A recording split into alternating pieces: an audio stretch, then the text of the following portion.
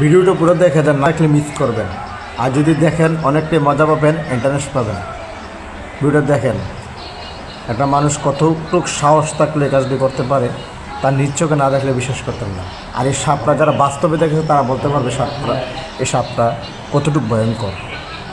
কিন্তু এই সাপটা প্রায় সময় দেখেছি, কিন্তু এই সাপটা মালয়েশিয়া জঙ্গলে পাম বাগানে এটা অনেক আছে।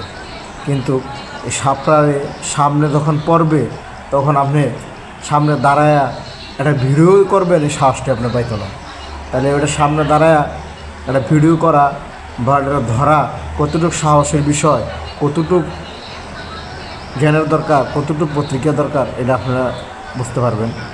সাপটা দেখেন, সাপটা চলুন দেখা যাক, দেখেন কী করে, কী খেলাটা করে, কতটুকু সাহস মেয়েটা, খালি দেখেন। ওহ মাই গড, বিশাল বড় সাপ, এটি কিন্তু বিশাল বড় সাপ। এটা কিন্তু একটা মালয়েশিয়ার দৃশ্য, দেখেন। এগুলো সাপ বেশিরভাগ মালয়েশিয়া, ইন্দোনেশিয়া এগুলো থাকে বেশি। আর এই মেয়েটা কিন্তু ইন্দোনেশিয়ার মেয়ে।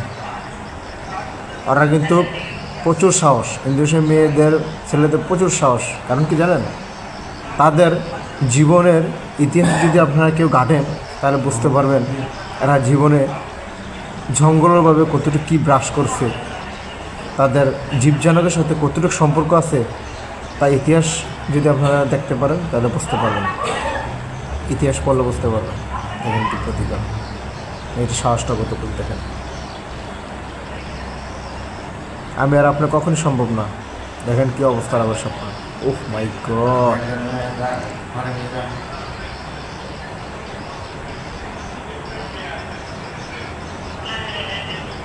খুব সাহসের দরকার। ওরে আল্লাহরি,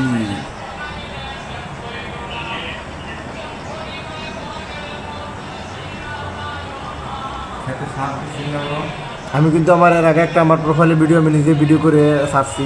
এটার বাচ্চা, এই সাপের বাচ্চা, ওরা কিন্তু ছোটো।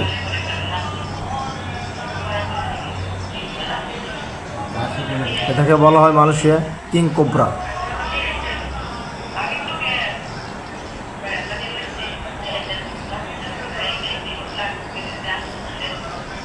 ওহ মাই গড, কতটুকু সাহসের ব্যাপার, বুঝতে পারছেন?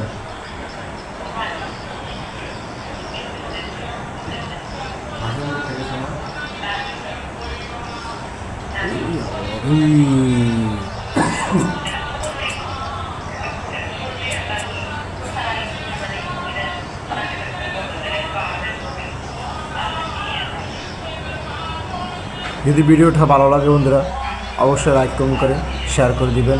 নেক্সট টাইমে এরকম আরও ভালো ভিডিও পাওয়ার জন্য পাশে থাকবেন।